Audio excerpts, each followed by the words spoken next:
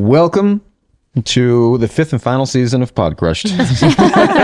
Wait, no, I'm sorry. I'm confusing shows here. Yeah. Welcome to Podcrushed. We are today in studio in New York City. Hello. I am joined by my co-host, Sophie Ansari, Neva Kavlin, and our guest for the intro. Should I be looking at this camera? This camera? We have 3 cameras today, folks. We have one very special guest for the fifth and final season of You. She is here promoting not only that, but Handmaids Tale, which is out now. Yeah, coming out. This is Madeline Weekly. Brewer. So you know her from my show now, our show, You, Handmaid's Tale, Hustlers, Cam, Orange is the New Black. What don't you know her from? Yeah. We dig into everything and more. We had a very lovely time. You're going to like this one. Please stick around. Welcome to Podcrushed. We're your hosts. I'm Penn. I'm Neva. And I'm Sophie. And I think we could have been your middle school besties. Lusting over hobbits. Let's be real. The hobbits are sexy. Madeline Brewer. Oh, my lumbar support is falling. I'm lost. I have no way to. Just be like this the whole time. Sure. Madeline Brewer, hello. Enjoy that chair. Welcome to Podcrushed. Thank you. There you go. Better? Thank you for coming on. Thank you for having me. We're so I'm glad to excited be you're here. Yeah, seriously. We always start at 12, Okay. right? So paint a picture for us, for those who don't know you. You know, you were raised in this one town kind of your whole life, as far as I'm aware, right? So I just feel like there's going to be a lot of rich veins to tap into. But what was 12-year-old Maddie like? How was she seeing the world? What was daily life like? Oh God. 12. I went to the same like schools that all like my parents both did. We all graduated from the same high school, most of my cousins and my aunts and uncles and I. Very small town, just for that context. So at 12, that's when I got my period. So, like, that was a really big thing that happened to me at that time. I think I was in the 7th grade. I was just a kid, like a theater kid. I played softball. I played soccer. So you already were like I failed math. You failed. Really? Failed math. Never Actually got any failed. better. Failed. Wow. First F I ever got on my report card was Really? It was the algebra thing when you start like pre-algebra in 7th grade. There's letters. Like, they don't belong here. This is math class. What do you do? Go to told me this was go gonna to be English numbers. class if you want letters. Did you care about that? Like, 'cause some people would, some people wouldn't. I was not academically motivated, like by any means. Still not really. I could never really wrap my brain around caring that much about school. I mean, maybe I probably could have done with like caring a lot more, but I wanted to do theater. I always did theater. I did it since I was 7. That's what I cared about. So actually in the 7th grade, I was like the lead in the musical, which was super cool. And you were already like a theater. I was Were you a theater girl. nerd? Would you call yourself that? Like, that's kind of a thing. People. Nerd and me don't really No? Okay. go together. You are extremely cool. I'm so cool. No, I wasn't like a theater nerd in the way that I would classify a theater nerd. Like I didn't put playbills up on my wall. Okay. Not that that makes you nerdy. I think that makes you cool. But like when you think about what a nerd is like, Yeah. I just really loved it. I was big into Wicked, you know. Yeah. How did your parents react when you failed? Like, what was their sort of concern about your schooling? I don't felt like they had a lot of room to talk because I'm pretty sure both of my parents were also not academically motivated. I mean, later, they're both very educated, which came later when they realized like how valuable it is, I guess, and what they wanted to do with their lives and careers. But I think, and I know that they both were not great in school, like very intelligent people, but not motivated academically. Yeah. Well, your dad was an artist of a kind, right? He was. Yes, my dad is a singer-songwriter and has been for most of my childhood. But he was a U.S. history teacher. I think he has a master's in U.S. history. So he's very educated. Yeah, and he is truly like the smartest person I've ever met. Wow. He is like I think that he's on the autism spectrum because of his hyper interests in U.S. history, in like the Tudor side of the monarchy in the UK, and baseball and the Beatles. Yeah, those are his. He has like focuses. He has and he knows specific everything. interests. Yeah, he's written a book. He's written 2 or 3 books about U.S. history. At least 1 book about the Beatles. Wow. God, he might have written like 3 or 4 books about U.S. history. Oh no, he's written like 4 books about U.S. history. Wow. You know, was this when you were growing up? Was he writing these books? Yeah, he started with a book called Squire William's Lucky Day, which was like kind of fiction, fantasy, very Lord of the Rings. About this squire who goes on a journey, goes on a great quest. And he was writing that, I remember, when I was a kid. And he was, at the time, he was like hunt and pecking on the keyboard. Wow. Yeah. It took him a long time. Wow. I still hunt and peck, Same. but I'm very fast. Yeah. Actually, I use 3 fingers. Oh, there you go. Sophisticated. Yeah. I hunt and peck, but it has nothing to do with typing. I just hunt and peck. Wait, you said Lord of the Rings. I'm now remembering. Did you like Lord of the Rings? Was this a youth thing? Did you? Yeah, I've always loved Lord of the Rings. That's so interesting to me. But I feel like I was kind of, it was natural. I mean, my dad read us Harry Potter and like, so the fiction fantasy thing is kind of, I like it. And like if I have, I do like maybe an annual rewatch of all 3 of Lord of the Rings movies. Wow, that's Is it like around Christmas time? Sometimes it depends on just like when I get a day or a weekend. It's usually now with my fiance, who's also super into Lord of the Rings. Oh, that's really which is lovely. great. I mean, he calls where he's from in England the Shire. I was going to say there's something about him that he doesn't seem like a hobbit, but he seems like he's from where? No, he's a total hobbit. No, because isn't he from Glastonbury? He's from Glastonbury town, yeah. Right, which is like this, it's like just crystals and like hobbit holes, I hear. It's like they do have... Shout out to Glastonbury, making fans here at Podcrushed. There are like, in Somerset, there's like caves and like these really beautiful plains, and then there's like Glastonbury Tor, which has its, like, the whole town has its roots in like really... in paganism and like he gives hobbit, like he gives hobbit vibes. I'm cool hobbit, but like in a sexy way. Cool. Yeah. Well, I mean, let's be real, the hobbits are sexy. Sexy hobbit. If Elijah Wood is Come on. I'm curious about your hometown. You mentioned it. You said it was small. Yeah. Pittman. Because I feel like in our research, I found you talk about your hometown quite a bit, like wanting to go back, loving your hometown. Yeah. I can underscore this in real life. She does too, in a really loving way. I just like it there. Yeah, you love where you're from. You love your family. It sounds like you have this big kind of extended family, right? You're like would you call yourself a Jersey girl? Oh God, right? Yes. Yeah. So insulted you would even ask. Hoagie. Yeah. Actually, though, really, every time I go home, I go to Pal Joey's and get a hoagie. There you go. If I can swing it. Yeah. I love where I'm from. I'm not. Well, the town has some really complicated roots. Deeply religious, and for a very long time, deeply racist. So don't love say. that. So this is an American town. An American town, a small town in the United States. Interesting. 2 square miles, and it's a little bit racist. 2 square miles. Yeah. Wow.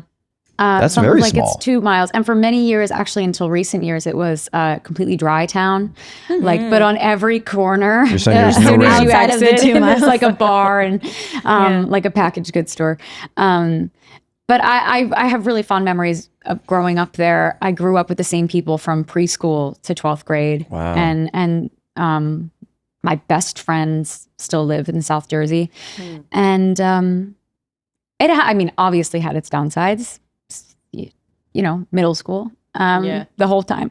But I am very fond of it, and my whole family's there. And now, my cousins are starting to have kids, and my cousins are, we're all very close. I'm curious specifically about how your hometown played a role in your middle school experience in terms of like the places and spaces you would hang out. Like I imagine in a small town, you have a little bit more freedom and independence because it feels safer. Yeah. I'm curious, like what would you do with your friends after school? Like was there a spot you would go? Well, I did like extracurriculars. So I did for the spring and fall. It's always like softball and then soccer. And I did that until I went to high school because those girls in high school cared a lot. Yeah. I was like, we are not playing in the Olympics. We're playing against some girls from like one town over. Yeah. Relax. It's 3 miles away. It's like right on the other side. And of the they're packaged drunk. goods. Yeah, right. Because they're drunk and drink. Yeah. So I did that. I mean, I did theater. I mean, every summer since I was like 7 or 8, every single summer until my senior year of high school, I did a community theater. Mm-hmm. So we had a great community theater in Pittman, and I was right at the high school, which is right down the street. And I loved it. It was every summer. It was like a thing to be involved in. I made friends from other towns. But I also was, from age 9 until age like 19, I was in a choir. And that was like, especially in 7th grade, I hated the choir because it was on Friday nights from 7 to 9 p.m., which is like prime that's 12-year-old time. 12, 13-year-old. I hated it because I wanted to go to the skating rink. Yeah. Like, it sounds like I'm from the 1950s, but that was like the place to hang out when I was in 7th grade. And like, you meet, what does Tina Belcher call them? Are we supposed to know Tina Belcher? BFO. What are they called? Beefots or something. Wait, what? Tina Belcher is from Bob's Burgers, and they're boys from other towns. That's cute. I forget exactly what they're called, but that's where, like, when I was 12, 13, it's like boys from other towns. Yeah. Oh my gosh, that's so was cute. at the roller rink. Yeah. And I couldn't go because I had to go like an angel. I had to sing. Mm-hmm. I just had to sing songs. had a memory pop back into my head of choir in high school. Our choir teacher would let one of the girls who was addicted to smoking cigarettes, she would let her go out before choir and smoke a cigarette because she was like, well, your voice will be more relaxed. Like you'll isn't that crazy? That's a little I'm not kidding you. When I was in college, I smoked in college. Yeah. And I would smoke a cigarette right before my voice lesson, and there's every something to time it. she'd be like, "You are in great voice today." Yeah, there's I think like, not to take a influence smoking anyone. break. Yeah. We'll be back. Okay, so you were a theater kid, not a theater nerd. You were not that academically inclined, and you described middle school as awful. I'm curious, any memorable or weird interactions with teachers? Well, there was a teacher in the 7th grade who definitely didn't like me. Why do you think that is? I think that she really liked students who were really engaged and cared a lot about what was being taught, and I didn't care. But I also, because I don't know if I just learned in a different way. I've always felt like I learned by doing, and also very visual learner. I just wasn't. I didn't really get it. I don't know. I just couldn't wrap my brain around a lot of things. I'm still that way. It takes me a while to grasp something. And I don't think that she liked that. And I think she just kind of thought I was stupid. And I've had a lot of teachers, especially math teachers, I felt. That's why I don't do And they math. showed you that. Like she let that come through. Yeah, So I definitely felt like I was disappointing, and I was not smart enough, and that's whatever. I know now I'm smart. I'm a smart and intelligent person, and that's fine. I'm not able to grasp math the same way other people are, and I learn differently, and that's fine. But I make those accommodations for myself now because I know what they are. And you know, being the child of a teacher, and my dad is so compassionate and passionate about history and really tries to get the kids engaged and involved. And some kids just don't get it. And that's the way it is. Yeah. I'd like to think I wouldn't be that kind of student in my own dad's class, and I wasn't. My dad taught in a different town. Thank God. Okay. I was gonna ask. But I also love history. Like it was gonna happen. I was gonna love history. Yeah. Well, as a former teacher, I'm sorry you had that experience. I was going to say these are two. These are two both teachers. should Really? And teachers shouldn't convey that. Of course Definitely not. no matter how a student But I is also, I get it, like teaching, especially the one teacher I had who really, I think, I didn't realize actually until this last year, I've gone back to school. I'm taking classes at the new school. And it was like the day I got my syllabus for this course I'm taking, which is difficult. And I was uncontrollably weeping. And I couldn't figure out why. I didn't know why. I just knew I was scared. And I had this flashback that I have not thought about since it happened. I was 16. I was in an algebra class because I couldn't take algebra my freshman year because I failed. Of a teacher just being like, what do you mean you don't understand this? What? Like, how can you not get it? I've described it to you so many different ways. Everybody else in the class gets it. I was also a sophomore in class with all freshmen. So I already felt out of place. Yeah. And I got this flashback when I was weeping in my apartment, like not understanding what I was feeling, to this teacher who just really made me feel so inept. Yeah. I was just talking to my sister who also really struggled with math. She actually got diagnosed with a math learning disability called dyscalculia. And she was telling me that just recently, like a couple of days ago, she came across a woman. She had to do this like number. She had to have this conversation about numbers. And the woman reminded her of her elementary school teacher. And she said, I'm sorry, like, give me a second. And she left and she wept. And she had to walk around the mall for a couple hours and then come back and deal with it. Yeah. But I think it hits so deep. And I think for teachers, obviously a teacher should never make a student feel that way, but you're interacting with so many students. I can see how the teacher might have not even thought that what they said I don't think she was like a cruel woman or anything. Yeah. I think that she just she might have been. Well, I think that she was also at a point in her career as a teacher where maybe it was time for her to stop teaching. Like, she was not a young teacher. She was like, she'd been doing this a really long time. And if we know Pittman, she was a sober racist. I mean, we're not starting off with a great 0 here. Yeah, but just sober racist. Oh my gosh, that's not a great representation of Pittman. Here at Podcrushed. Pittman has changed a lot. Pittman has done so much. I mean, my mom herself is on like what is it called? The anti-racist drinking team? And the anti-racist, Pittman anti-racist committee. Oh, wow. Amazing. And the, and like the Pride Alliance, like just kind of trying to bring Pittman into the 21st century. And it's a pretty split town in a lot of ways, but there are wonderful people there. Of course, it's a great place to grow up.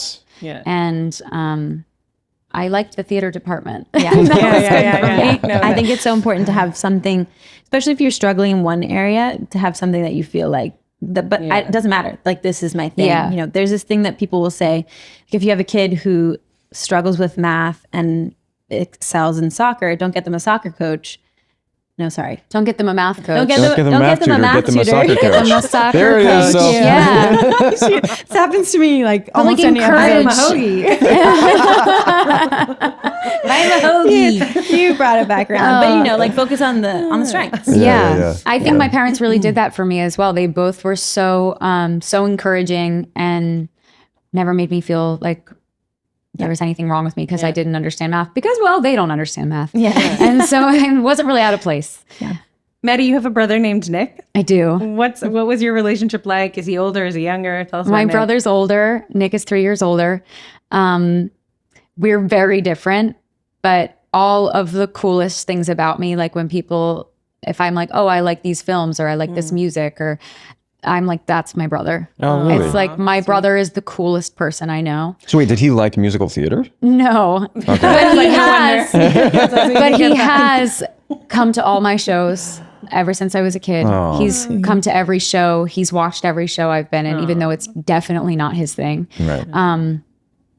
He's he's like the quietest, biggest fan. That's so sweet. My brother is the best. Lovely. But we were like, my brother was a senior in high school when I was a freshman. And so in Pittman, they have freshman through senior. I don't think that's the same anymore because there's like no kids, but we don't need to talk about that.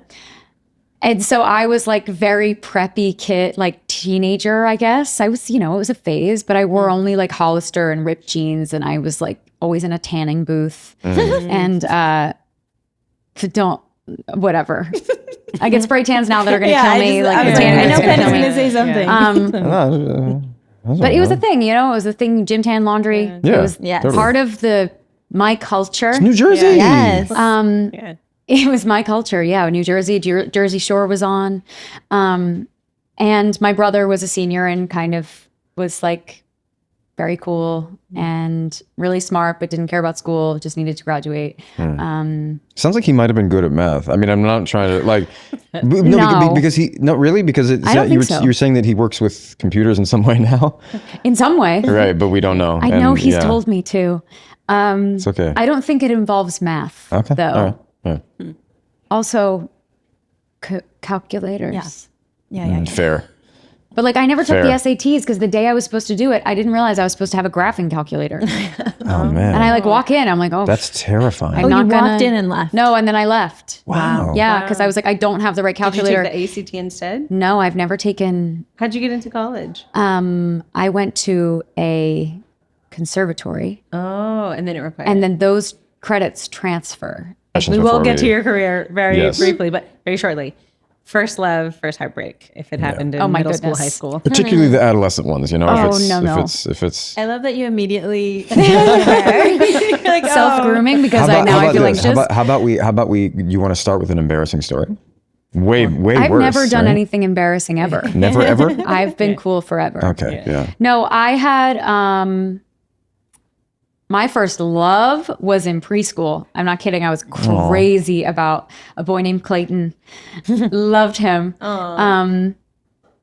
did it last? No, we actually dated again in the 6th grade. Dated again. Came around middle school. Well, like we were like he was my little like preschool love. Like sleeping buddy. And I thought it was like nap time. nap time.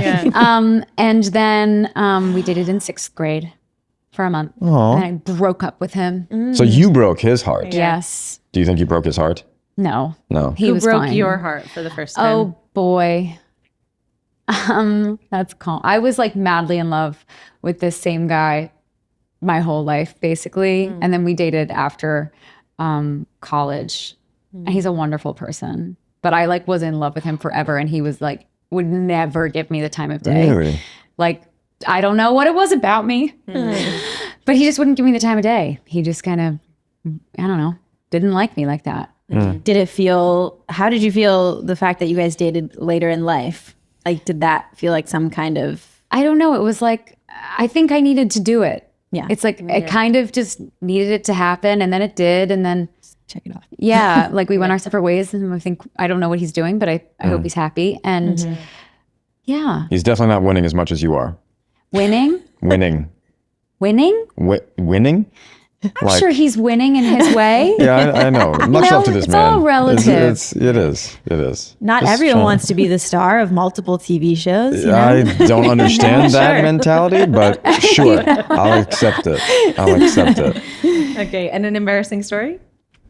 An embarrassing story. Most of middle school was so horrifically cringy. I don't know. I don't think I have any specific story. Yeah, sometimes it's hard to. I mean, honestly, what you were saying earlier about, like, I think in a very heartfelt way, the stories about that teacher is not. It's not so embarrassing, but I think it's like what we're looking for Really is that affected me. it's that unique vulnerability that we all seem to have at that Yeah. point in time.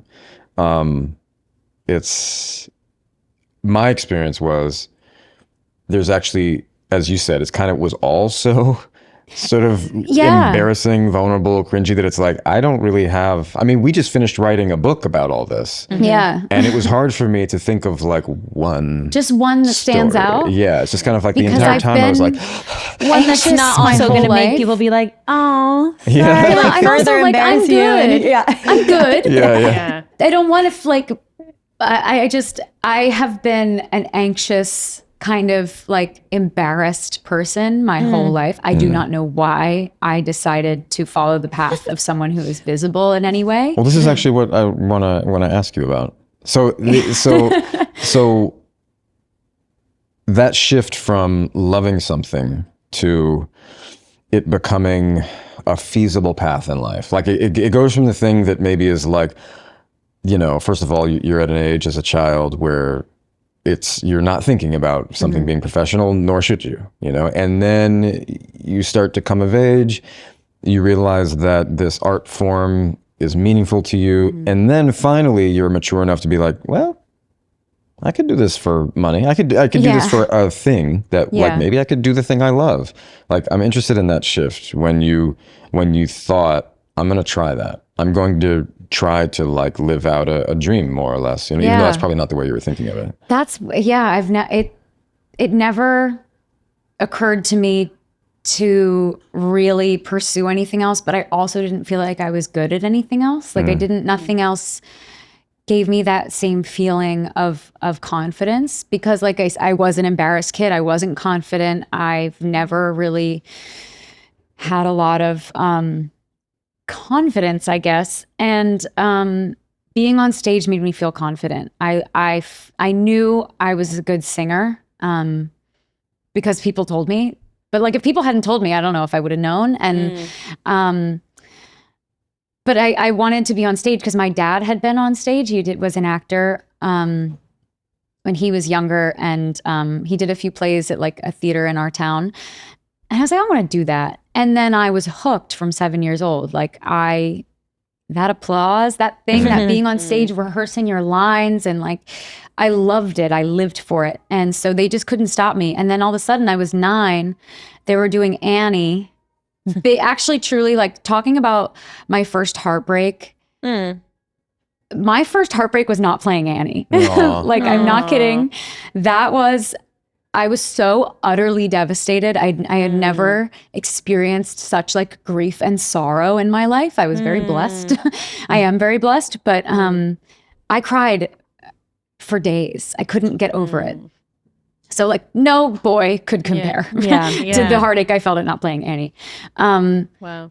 But that even just kind of like lit the fire more. I wanted to keep evolving and keep growing and keep singing. And when I was in high school, I just, like, you kind of deciding where you're going. I had a friend who was a year older than me and had gone to AMDA, and she loved it. And she was just telling me the things she was learning, and there was no math and there was no science. Utopia. It was just like, oh, I get to go like feel good about myself and do the thing I love and learn more about it and meet other people who also love it. So going to AMDA was like, I met my soulmates. I met the people I felt like I'd been missing out on for my whole life. People who loved what I loved and wanted to be better and to learn more and to work hard. And it was a dream. Where is it? It's here. It's in New York. Yeah. That's what I thought. So you were, was coming to New York. I mean, it's not that far, but was it like No, it's not that far, but it was still a big move. Yeah. Penn. Well, it's not that far practically compared to what, but it's like you're coming to the big city, right? Yeah. Was it that? It was a small town, big city thing. Yeah. It's only like 2.5 hours away from where I grew up, but it was a big change. And I was 18, and I had, for a moment, my mom actually like begged me to go to a 4-year school, get a degree, go to somewhere in New Jersey. I think she was really nervous about me going that far away. But I mean, one-track mind, and I'm still like that. I'm a Taurus. If I get my mind on something, I will do everything in my power to make that thing happen. I will see it through to the end. That's just how I am. I don't really let go of things easily. Your lifelong crush. I did. Yeah, you were like, I'm gonna see it through to the end. It wasn't that calculated, but it just kind of happened. I know, but I'm connecting the dots. I'm seeing it. I'm seeing how determined you are. But I'm very determined. Yeah, that's cool. Yeah, and so I went to AMDA, and I had never had any thought of working in TV or film at all. I actually was actively not wanting to do that. I didn't want to take they offered some like screen acting classes. I was like, that's not for me. I don't like that. And I always was like, I'm not an act. I'm a singer and then an actor and then a dancer. Because, musical theater school, that's what you do. I'm a dancer who sings. I'm a singer who dances. I'm an actor who sings, whatever.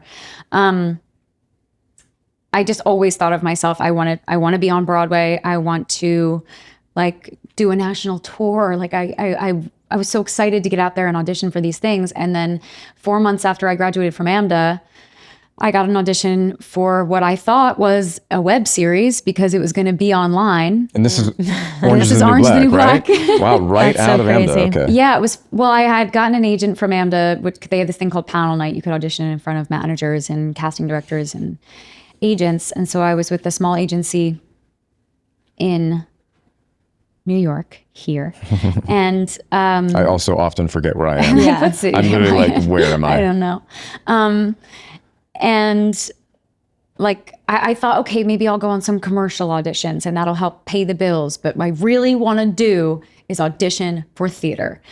And then I went on this audition for Orange is the New Black. And I was like, it's going to be on the internet. I don't know. It's a web series. And then I get on set. Just to be clear, you thought that because Netflix, right? Netflix it was like streaming didn't exist. Orange is the New Black and House of Cards were the first two That's right. shows on That's Netflix. right. Yeah. And like Letterkenny or something.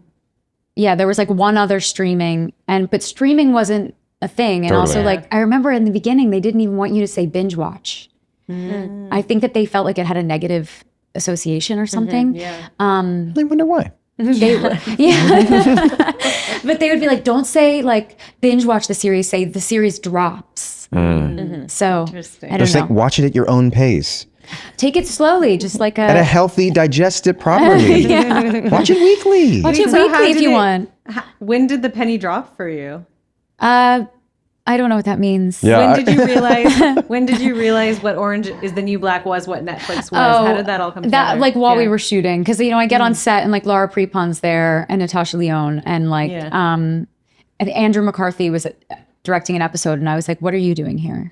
This is a web series. This is a web series, and also like a giant crew. going like up on MySpace. Andrew. Leah Daria was there. I mean, like I didn't even know what like second team meant, so they called second team, and I was like, just standing on my mark. And What second does that team mean? for second team is are stand-ins who come in. Yeah, like for lighting and camera positioning while actors do like touch-ups or whatever. And It's very hierarchical. yeah, no, it's stupid, but Now calling in first team. It's like, Yeah. oh, geez, guys. Okay. yeah. Winners. Okay, now losers. Also, another thing with the language, is like inviting. Like we're gonna invite you, As though it's not an like invitation. they need you. Yeah. And it's like So for so many years, I just say the dumb joke, like, I decline the invite. no, I don't think I'll. My RSVP is no. Yeah. But thank you so much for the invitation. I still don't actually get tired of that joke. I say it all the time. But yeah, I think being on set, and then of course the show drops in July 2013. Wow. And also, I was relatively new to Instagram. A lot of people were. It wasn't what it is now, whatever that is now. And like overnight stars out of the show, like Danielle Brooks and like Samira Wiley, Taylor Schilling, like pew, skyrocket. Wow. And it's just, I don't know that it's a great thing, but it happens. It's the way things work now. I was just glad to be there. Honestly, I had no idea. They kept writing for me. They kept putting me in. And then like Jenji Cohen was our showrunner and creator of the series. And I was like a huge fan of Weeds. So it was just cool. Like I still can't believe that happened. Yeah, that's crazy. That was your first job. My first audition. That's Wow. insane. I never quite knew that. That was your first audition? That was my first TV audition ever. Wow. And then after that, I did thousands and thousands and thousands of auditions that I haven't gotten. Did you? Meet JLab, headphones as versatile as you. Work out, jam out, tune out, and find the perfect fit with JLab. JLab's diverse collection of headphones has something for everyone and for every moment. Think headphones in a million different colors and styles with features that you actually want for working out, chilling out, and jamming out. When I put my daughter to sleep, I lay with her until she falls asleep, which can sometimes take quite a while. And so one of the things that I always make sure I have with me are my JLab mini earbuds, specifically the JLab Buds Mini True wireless earbuds. They're super lightweight and they have a surprisingly long battery life. Like the first time I used them, I went like several days before I ever had to think about charging them again. It was shocking to me. It's like different from any earbuds I've had before. They have made our bedtime routine with our baby so much smoother because I'm so happy to just lay there with her until she fully falls asleep and is comfortable and I'm listening to a podcast or music or whatever. And we're just both so happy in that scenario. So I never do a bedtime without them, pretty much. Look for the blue box at retailers everywhere or shop jlab.com and use code PODCRUSHED for 15% off your order today. At any point feel like you were missing theater? I have for 10 years now. Right. Yeah. But you went back to it. I mean, you did cabaret. I did get to do cabaret. Was there anything else that you've done in theater since? I mean, I've did you really love? Well, the summer after I graduated from AMDA, I did a show in Connecticut called Liberty, which was a new musical about the Statue of Liberty. And I played the Statue of Liberty, which was very fun. And I got to belt my face off, and it was like, it was great. Did you have to wear green makeup? It was like, cause she's bronze. Yeah. Dumb question. Oh, So- she's just covered in she's oxidized. Yeah, it's like now. oxidized, and that's why she's green. Interesting. But I did have a costume change where I changed into a green dress. Audition to play Glinda. that role. It was just Orange is the New Black. no makeup and cornrows Yeah. and fear is what you saw on the face. The secret ingredient. Wow. That was really it. I went into my audition with my sides in my hand, physically shaking because I had no idea what was going on. I didn't really know my lines because I didn't know what to do. Yeah. I just read them off the page, and Jen Houston, bless her, bless that woman, was like, yeah, okay, come on in. Scared. She's shivering. She's perfect. Really frightened. Let's put her in front of a camera. Yeah. So did Handmaid's Tale happen?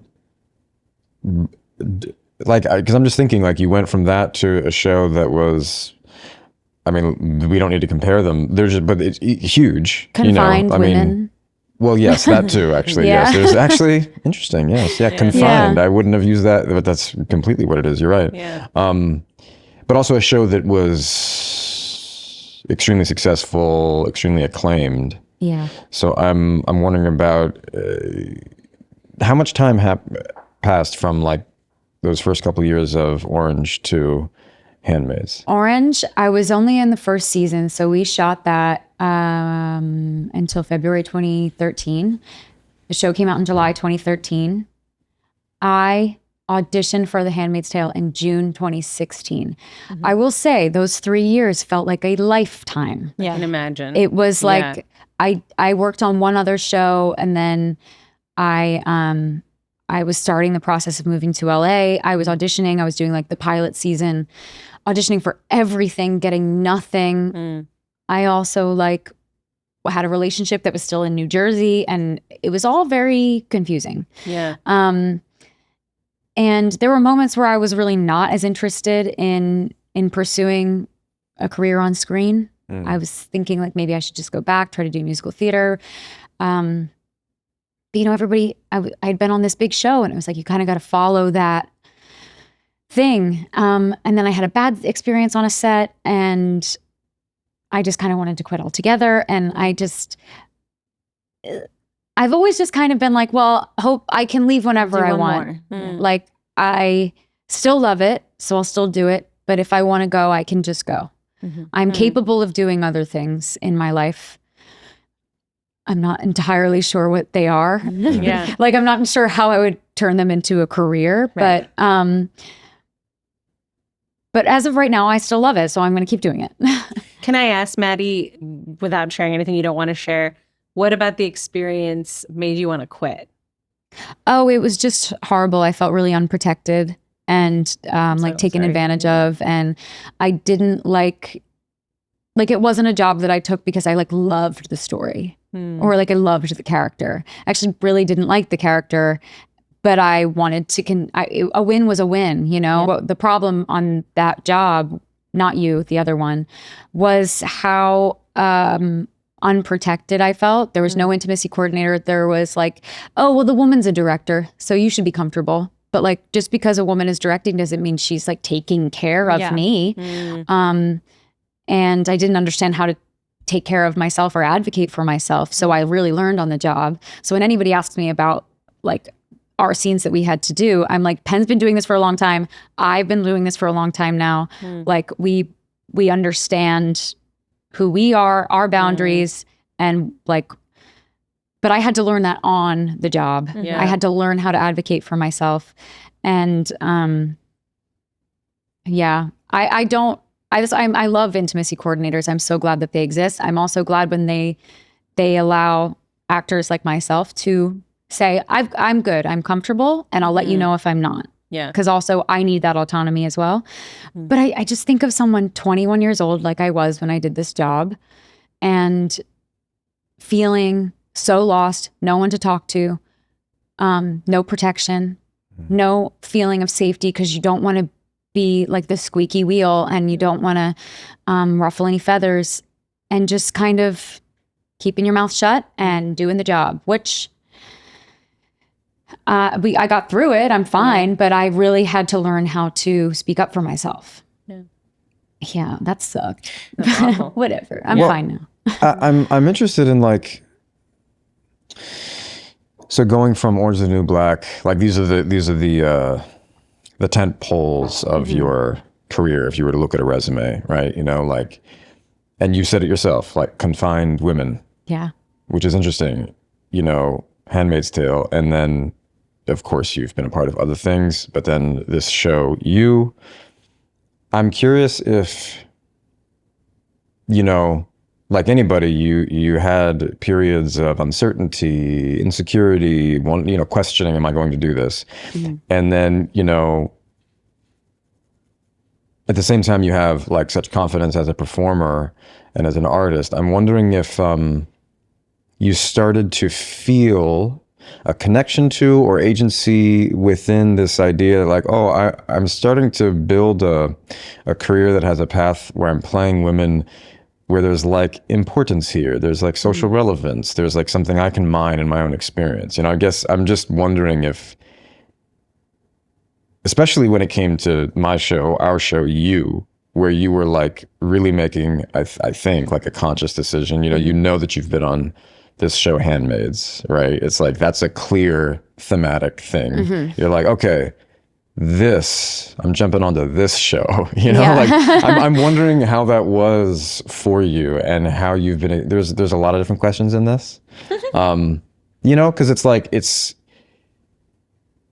I'm wondering about you as an artist, thinking about like femininity and like rights for women on one hand, and then also just as an artist, like getting to do things that you care about.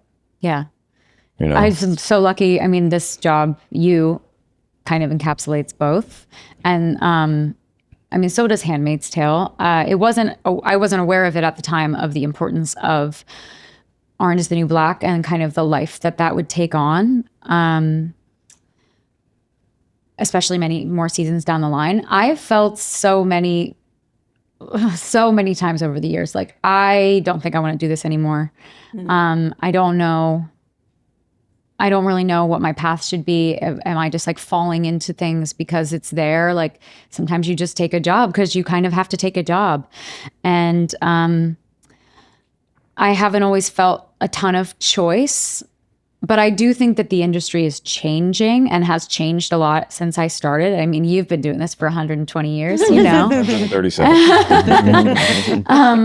So I do feel like the landscape has changed, but I've gained confidence as a performer and as an advocate for myself and for others. But like doing, after the first season of Handmaid's Tale, I was just so excited to do because I was a fan of the book. Yeah. And such a great character, like I mean, those first sides that I read, I was like, oh, I'm in. I'm ready.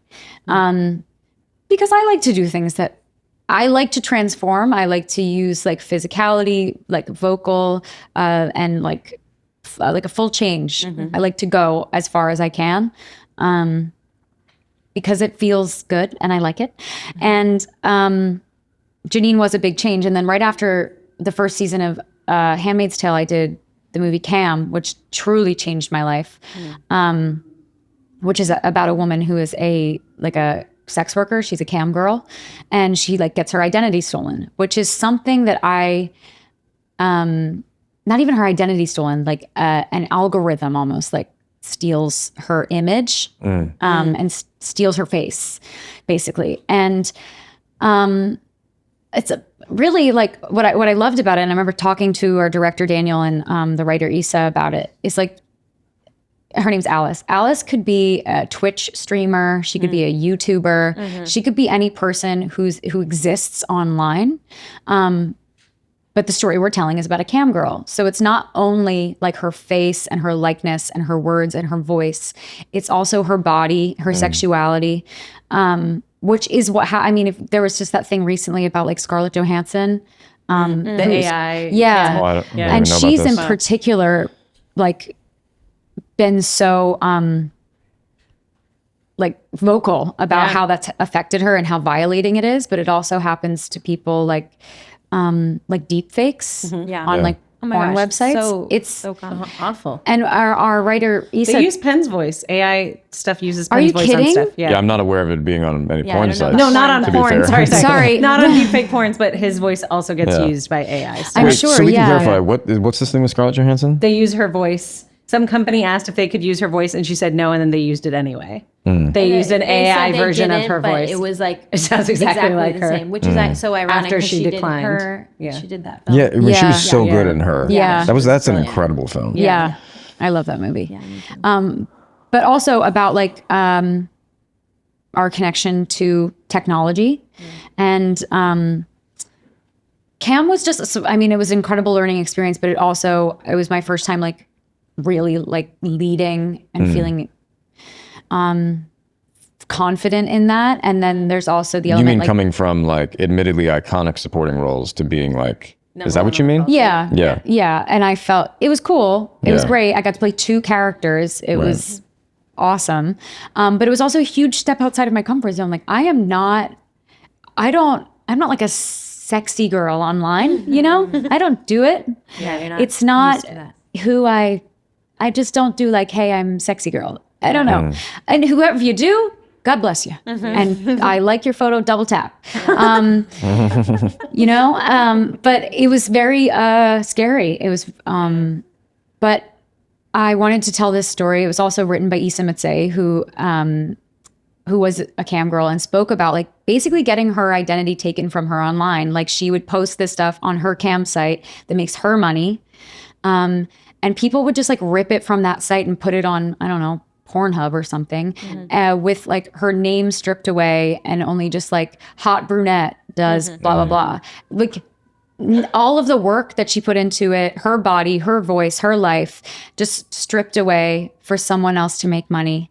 And so it's kind of about that. I know that talking about porn isn't really your vibe here on Podcrushed. It's gonna bring in a new audience. But it's like I was really proud of that job and to like lead and to feel really bolstered by this incredible filmmakers, and by Issa specifically, who was such a champion of mine and also of making something artistic about something that's so like always so exploited, which is the feminine form.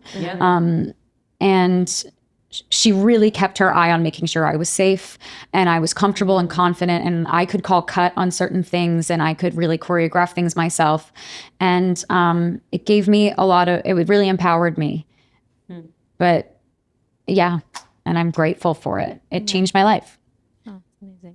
Let's talk about Janine a little bit, and then we'll talk about Bronte. Janine, I can't think of any character who's like Janine. I do feel like a lot of characters are that you can think of other characters who are similar, but she feels like a one of one in sort of, I don't know, I can't think of anyone else like her in fiction. And you talked about that excitement when you saw the sides, and I'm just curious, like how do you balance someone like her? Like she has such tenderness, and then she has like moments of ferocity, and you play her so well, and you're kind of unrecognizable as Janine. Like you really lose yourself in her. It's incredible. She's a lot of fun. But she's also, when we first meet Janine, she's kind of out of her mind. But what I didn't want that to be is like, oh, she's the crazy one. Like she is, I think she's made a choice to check out. And I think that it's crossed her mind to check out of this realm. But she knows that she has a child somewhere, Caleb, who is her child from before Gilead. And so the way that she stays and the way she maintains is to check out mentally and see that silver lining and to make the best of every situation. But even in that, like, she's not gone. That fire that we see when we first see her at the Red Center is still there. And that has kind of been the theme for me of the whole show, is that who you are before you enter Gilead, or whoever these women were before they entered Gilead, they can't get rid of it. You can't turn someone into like a womb, like a walking womb, and eliminate the personhood from that. And I think we see that actually in the final season of The Handmaid's Tale, is that the June that we meet is still there. The Janine that we meet in these first episodes is still there. The Moira, I don't care about Serena Joy, unfortunately, but I don't know why people do. I'm like, why are we, like, what do you mean? Bring me back. Yeah. I just saw a comment the other day that was just like, I want a happy ending for Serena Joy. And I was like, why, girl? Yeah. Why? When did she earn that? No, I don't know. Maybe one of the most evil. Like, yeah. Come on. This season, I'm all caught up. I love The Handmaid's Tale. I mean, love it. And I'm terrified by it. Yeah. But we see such a different side to Janine in this season, and like more boldness, like you're saying, all of that existed before. But we see it more in this season, maybe a little bit more aggressive. How does it feel to play her in that way? Oh, I'm so glad that our writers over the last 6 seasons have allowed Janine to evolve. They could have easily been like, and that's the crazy one. And we'll just keep her as the crazy one for all 6 seasons, and as like on an occasional like comedic relief, and just the one that everyone's trying to bring back down to earth. But they allowed her to become grounded, which is only natural after this much time in this world. And she has suffered so much and seen so much, and I don't think she's jaded. I think she's just become more grounded. Her feet are more planted on the ground. I'm so grateful for that, because it is now where she will be much more useful to the revolution. And she's also spent years and years with June, who is who's a different kind of fighter than Janine, but is a fighter. And I think that a lot of June has rubbed off on Janine, and we see that, in this final season. Yeah. And she's, I'm really grateful. I grew up on the show. I mean, I was 24 when I started, and I'm 32 now. And as I grew up, so did Janine, and learned things about myself through her, and about being a woman, and about being maybe a mother someday, and a friend, and she's just taught me so much. So Elizabeth Moss has directed you. She came on our show. She paid you the greatest compliment someone could pay you. Which we talked about. We're going to say it. Let's say it again. Let's remind everyone. Elizabeth Moss said that Maddie is the greatest talent of this generation, the greatest actor of her generation. And I just want to know, what is your relationship with her? I love tell that us a little woman. bit about it. I really do love her. I mean, Lizzie she is like the kindest, warmest, like she's incredibly loving. She makes you feel special. Like when you are with her, she has a way of like, of just making you feel like known and appreciated. And especially like after so many years and in a big ensemble. And even when we first met though, like with all these girls, she doesn't know us yet. She just has such a way of really just making you feel welcome and a part of it, and an important part of it. And I'm so grateful to her for that. And I idolize her. Like she is, I think, the best Jactress. The best actress of, I was like, what's that? Of many generations. Jactress, it's my own lingo. I think that she's the best actress of many generations. She's so like effortlessly skilled. I mean, her show, oh my God, Top of the Lake, that Jane Campion show is unbelievable if you haven't seen it. It's freaking amazing. And also like a master of accents and of like very, very fine, almost imperceptible like movement of the face and of the eyes, and that can convey so much, especially on a screen. Yeah, she's wonderful. And as a director, she's like, she cares so deeply about these characters. She knows as much as you do about them. I mean, she's given it so much thought, and especially to see her come into her own as a director in this final season. She directed the first 2 and the last 2 of the series finale. That's and incredible. It's excellent. Wow. And even Janine's last scene I did in ADR like 2 weeks ago, I was inconsolable with like just I felt honored with the way that she gave those final moments to this character who I've loved so deeply for so many years. And I felt from her that love in the way it kind of finishes out. She's incredible. I mean, that's so sweet. Okay, so I have to ask you about Fred Waterford's death. It was, I mean, brutal, epic. And at one point, I thought, well, this episode is out after people will have seen you. They'll have seen the finale and how it ends for Joe Penn. And at one point, I thought maybe his end would be more like Fred Waterford. Like Fred's? Yeah. Like a group of women tearing him apart. There is something similar. Yeah. Yes. There is. There is that one element. One appendage. That is... that is lost. Yes. You're talking about his pinky in season 2, right? No? No. Oh my God, his toe in season 3. You lost your toe. Well, no, the joke with Joe is that every slowly... season he loses some appendage, and I would make the joke with them. I'm like, so the final season's got to be the dick, right? Yeah. That's so funny. I guess that was you. We're going to keep going. I actually forgot that I'd been making that joke, and I don't want to take credit for it. I forgot I had made the joke, and I'm sure they had forgotten that I had made the joke. I cannot believe you incepted it. I cannot believe that I had just remembered this. But I used to make the joke like, well, there aren't that many appendages. Yeah. You're going to have to eventually. Another toe. Wow. I'm just in my own moment. Full circle here. Whoa. We got to go all the way. Yeah. Okay. Ear is to Van Gogh. You know, we've really got to go for it. Yeah. It's been done. Yeah. No, well, I guess my question was, do you think that there's a world where that would have been satisfying for you viewers? Oh, interesting. For all the women to tear him apart. Yeah, tearing him apart limb from limb. Or just like a bloody, brutal death instead of what I thought was really satisfying, which is what ended up happening. Yeah, I think it totally could have, and it would have been deserved. I don't think it's as delicious as the ending that Joe does have, but I mean, what's so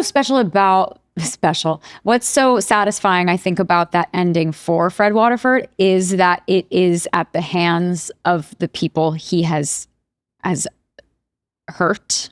Hurt is not strong enough a word, but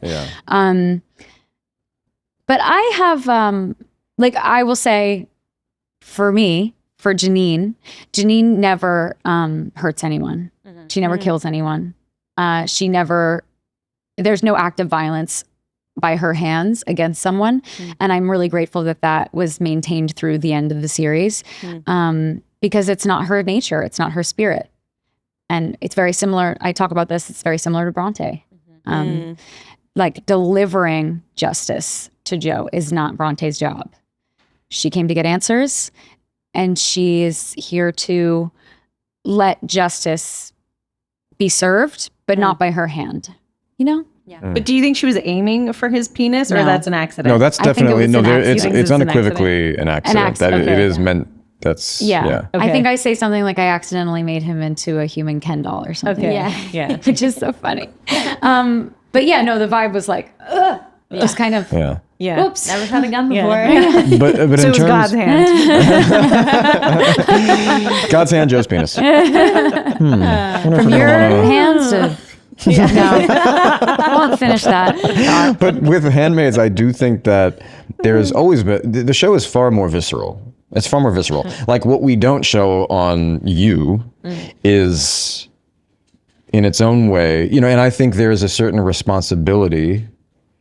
You could really slice it either way with either show. It's like, is it more responsible or less responsible to show it or not show it, right? It's like they each has its own value and each has its own drawbacks. Yeah. And with Handmaids, it's a far more graphic, explicit, visceral experience of like seeing abuse of women. It just, that's what it is, and it has taken that mantle and it explores it so much in that direction. You know what I mean? Like, so it just, that it's its own, it's like it's its own world of a way to explore that theme, you know what I mean? And then our show is another one. Yeah. You know, they're very different. They're exploring similar themes, but I think very differently. And actually, maybe if I was like a media historian, and had seen the end of Handmaid's Tale, which I haven't, you know, I think there's something to be said about like, okay, so this is one way that we deal with this icon, rip him apart, have the women who he's abused, rip him apart. And then there's another, which we'll talk about in the other episode. Yeah. But there is a difference, I think, in the fact that that Handmaid's Tale has very clear villains, especially in the first few seasons. And we, in watching you as a fan, the protagonist, or I mean the anti-hero, he's not, he's like, I don't even know how to describe him. Yeah.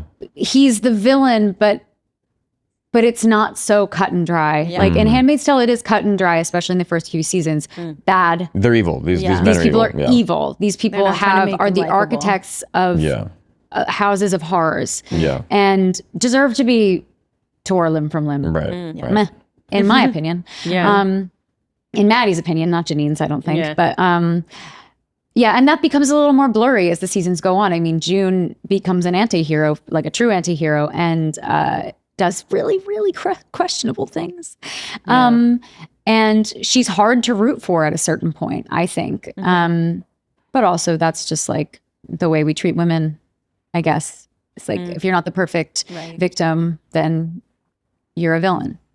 So, which I think people will think about Bronte too. I think that I think that people won't like Bronte. I mean, they already don't because she's not Love or Beck, but that's just the fans of the show, that show.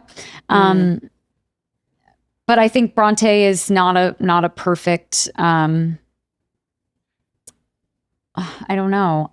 I don't know what box to put her into, really. I do. I think. I mean, I think that she's more interesting than at least Joe by the end, to be honest. I think there's when you were describing all that, Nava, there's like a visual metaphor I was thinking of in terms of landing the plane, that like you as Bronte are landing the plane, like, you know, maybe covered in blood. And I was just like, I can't do it anymore. I can't do it anymore. There's nothing left for me to do. I can't do it. I've said the thing. You have to do it. I'm like, Penn, we're doing this thing. We're landing this plane. So that's, I really have felt, I've been saying it in all my press, I think by the end, it was made to be this way. The writers did it.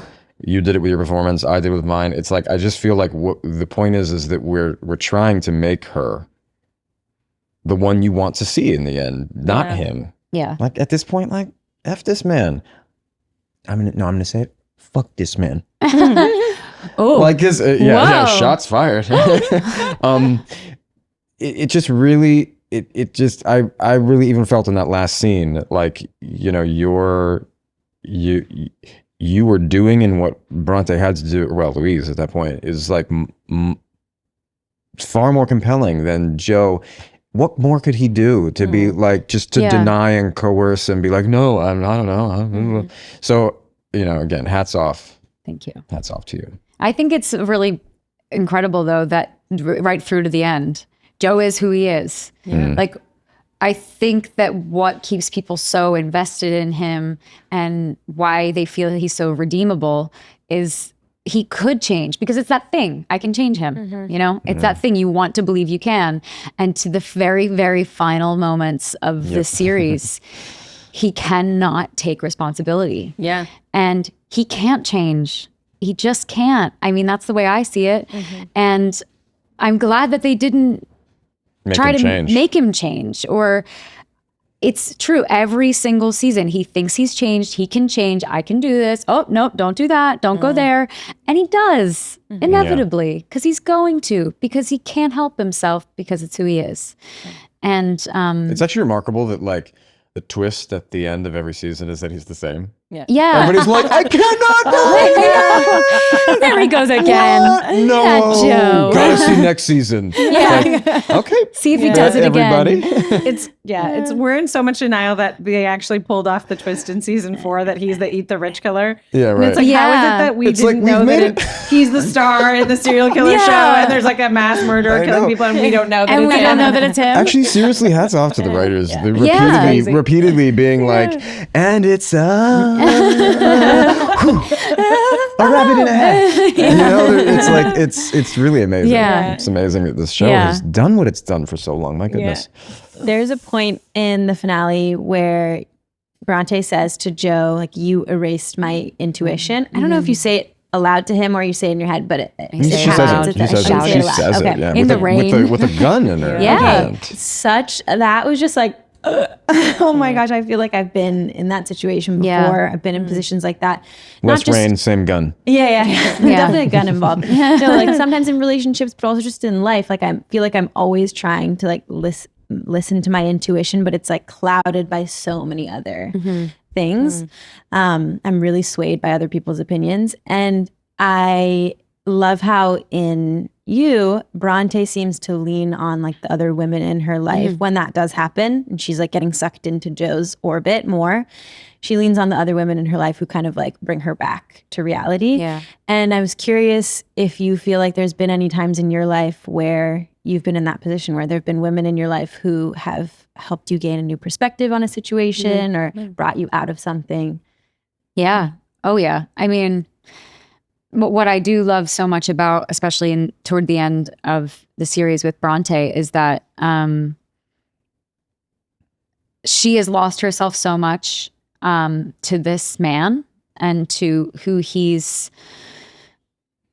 just the lies that he's told and the manipulation and the gaslighting, and it's and you lose yourself in that if you've ever been in that kind of situation with not even like a romantic partner, with anyone who makes you feel like you're just spinning in circles. You need someone who knows you to kind of hold your hand and like walk you back to sanity. Like abuse dynamics are so. It's like why abuse dynamics is the way I put it is because it's not cut and dry what abuse is for a lot of people. Like, you know, violence, yes, abuse. Screaming, yelling, like that is more clear, like vicious language, demeaning language. But getting someone to spin in a circle inside their mind to the point where like, I don't even know what we're talking about anymore. Like to watch that happen or to experience it yourself, it's so frightening. Like, and to see it happen to someone else, like I've been that person for my friends to kind of walk them back to sanity and to themselves. It's the most insidious part of what Joe does, I think. I mean, besides the literal murder. Let's make that clear. But he makes Bronte lose who she is, not even just what she set out to do, because what she set out to do was to get answers about Beck. She questions herself, her intuition, her gut instinct, her own friends. And it's so, he does it so tactfully without really making her think like, is he? Is this wrong? Like, yes, she's questioning. Sorry, she's so layered, especially in that 9th episode, that like it's hard to figure out even where she is. But Marianne is the one who brings her back to, I don't know, to herself. When she lays out piece by piece, like, I know exactly what you're experiencing. I know exactly how you felt. He made me feel that too. And listen to yourself, and reminds her that like you can trust yourself again. You're allowed. I don't know that I've necessarily experienced, I totally have actually. Just questioning, especially when I was younger, questioning, what did I do to make this situation happen? Like, this is my fault. I created this, because I was also involved with someone who was saying, you created this. You wanted this. You did this to yourself. And I didn't think I did. I didn't think like by the time it got to the point that it did, I'm like, did I ask for this? Did I allow this to happen? How could I have allowed this to happen? And I think what's so important about what she says, what Marianne says, is no, that's something that happens to other girls. That happens to other women. That happens to stupid women. I'm not stupid. I'm strong. I'm smart. And it can happen to anyone. Like you can't outsmart yourself, really. Like if someone can get one small hook into you, next thing you know, you don't recognize yourself anymore. You don't recognize the situation you're in, and you think you put yourself there. And it's tragic, like that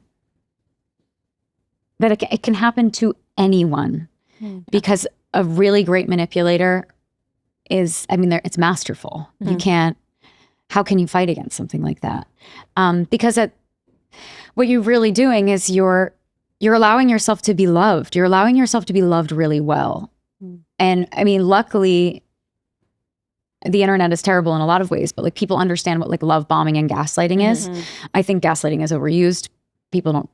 I think when you really understand what gaslighting is and you see it, but I think when I see a dynamic like that where, like Joe and Bronte, Bronte believes the good parts of Joe because she's allowing herself to be loved in a way she's never been loved. She's allows herself to be taken care of. Meanwhile, that is like a tactic, that is a method, that is a rule book that he follows time and time again. He finds the very specific thing, the very specific need, the very specific place of like void, and he just fills it with love. And I think it's a testament to who Bronte is that she wants to be open to it, and it's just the wrong person. I'm talking in a circle. No. I actually think probably there's a lot of people listening who, first of all, would just be interested to hear all of that. But I was even thinking that like there are so many people who are in versions of a relationship like that that's nowhere near as extreme, obviously. But I think it's always helpful. It's always helpful to hear another person's experience of that dynamic because it's so present. And again, I'm talking about the way it's present in small ways where men, particularly men, I think a lot of men don't realize they have shades of this because I think the way that it starts out is that they're trying to survive. No one sets out to become a master manipulator. Nobody's Lex Luthor, you know what I mean? Like, men do this because at some point they had to manipulate to survive. And then they don't realize how much they're always in survival mode. And a man is able to make that more charming and seductive than a woman is. To be in survival mode and to manipulate and to be commanding and to fill that space, as you said, not with love actual, but love seeming. You know, it's like I can be... If I look a certain way, well, I can act a certain way, and that feels like love for a certain amount of time. You know what I mean? And they are often not really thinking about it that much. And that's why a man like Joe can't change, because he's really not able to see himself, because he's really not able to accept that he's not actually able to see himself as a boy and see the sadness, see the grief, and admit that he has vulnerability and weakness, and then, anyway, blah, blah, blah. We have to ask you guys about this moment because it's sort of like the defining moment of the whole series, which is when Bronte delivers this incredible line: "The fantasy of a man like you is how we cope with the reality of a man like you." That's in the range, is holding the gun. And I want to know if you guys can tell us sort of like what it was like to film that moment, the gravity of it as actors, and then watching it back as viewers. Sort of about those two things. Well, I want to give Maddie her flowers, because that is where I literally, like, as that scene was happening, I just thought, she's more compelling in it. Not that it has to be this comparison thing, but I really felt like this is better. This is more, this is the point of it all.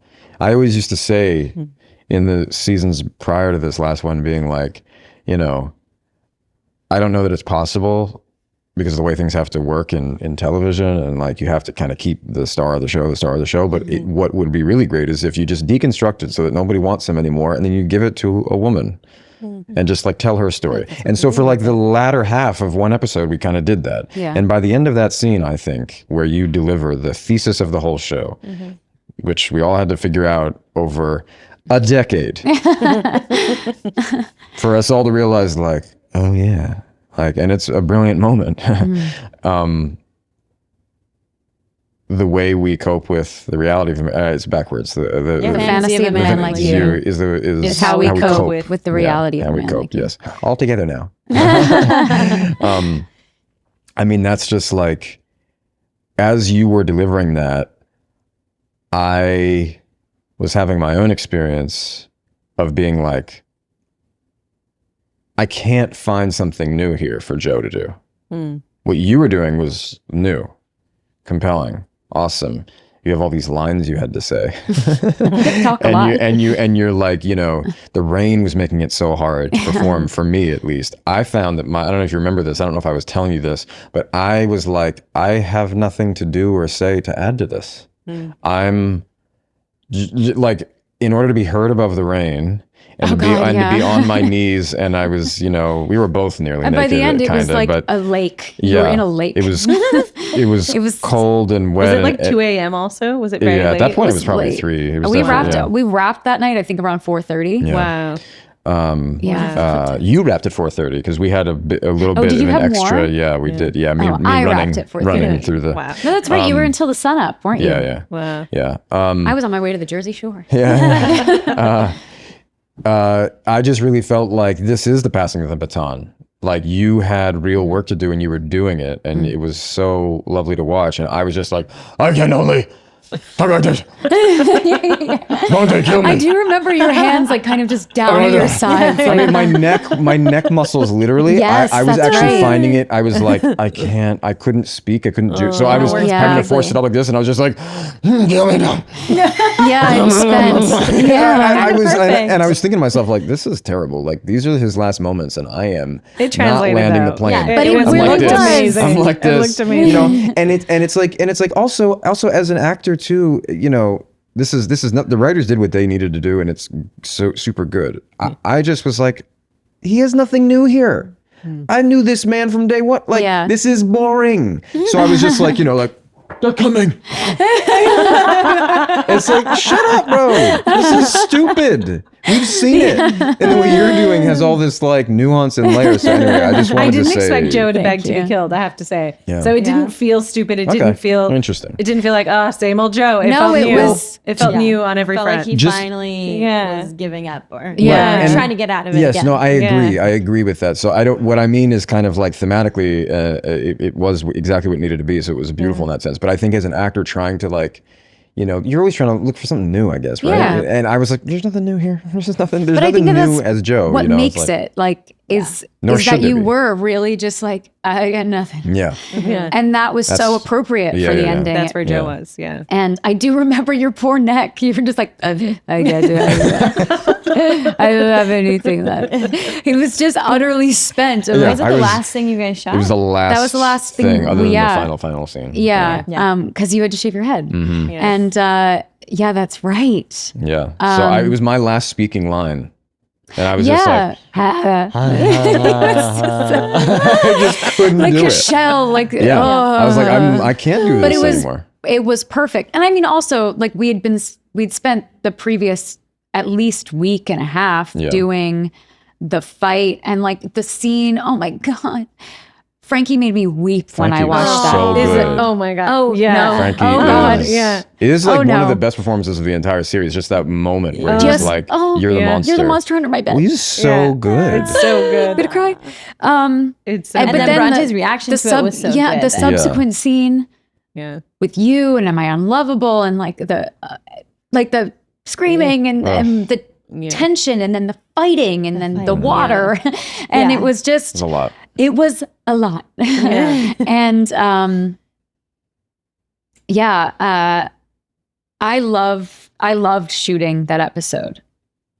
Lee probably wouldn't think I loved shooting that episode, but No, he knows you did. I did love it. Like, it was so funny, Lee. By the time we got onto nights, because we started on mornings, we started in the daytime, and we got onto nights, and I was like, "Hey, what's up?" He was like, Where was this Maddie like last week when we were shooting at 6 o'clock in the morning? I was like, I'm just not a morning person. I'm sorry. I'm not going to be super stoked to be awake at 6 a.m.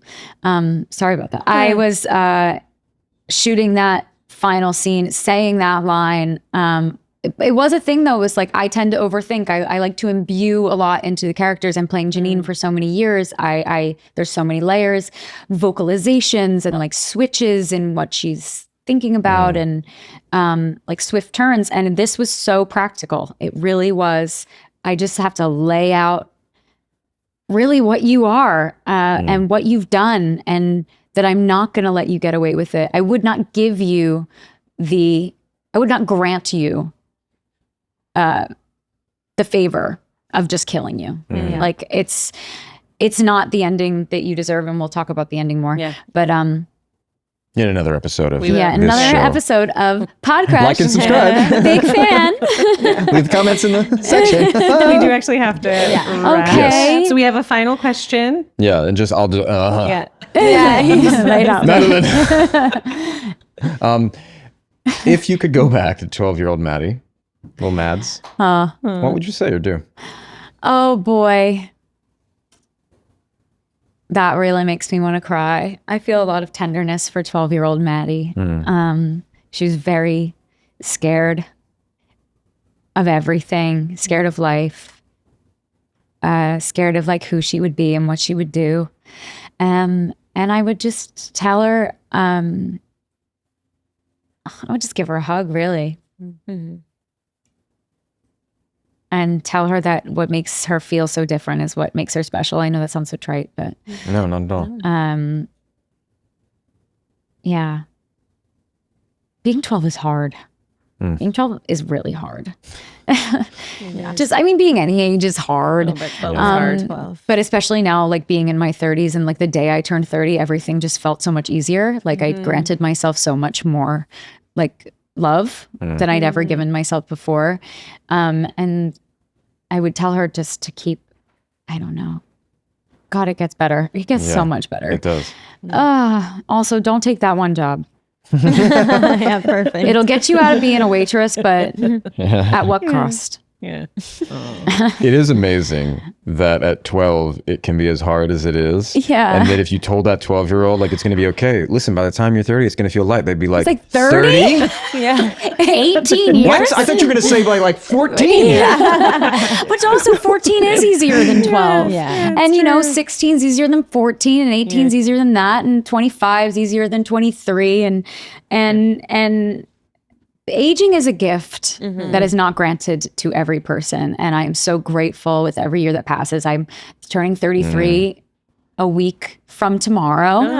And I'm so excited for what 33 brings. It's my Jesus year. Yeah. Hopefully not the same outcome. Yeah, no. I have nothing to say.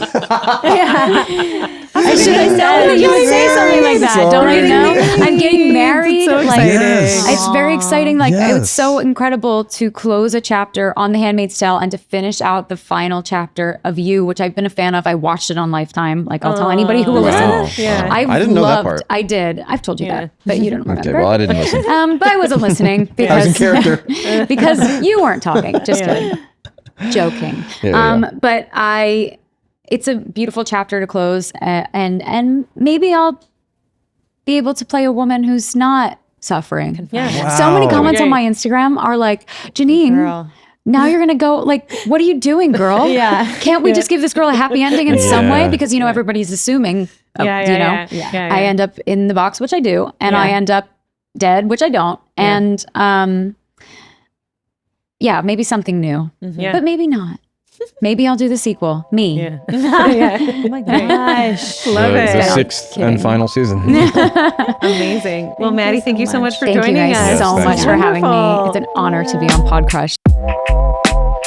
Podcrushed is hosted by Penn Badgley, Nava Kaplan, and Sophie Ansari. Our senior producer is David Ansari, and our editing is done by Clips Agency. Special thanks to the folks at Lemonada. And as always, you can listen to Podcrushed ad-free on Amazon Music with your Prime membership. Okay, that's all. Bye. I'm so excited to be here. So actually, I don't know if you two know. You are. Is it right to call you a fan of this show? No. I have listened, and I love the TikToks. Right. I think I might be a fan of the Podcrushed TikTok.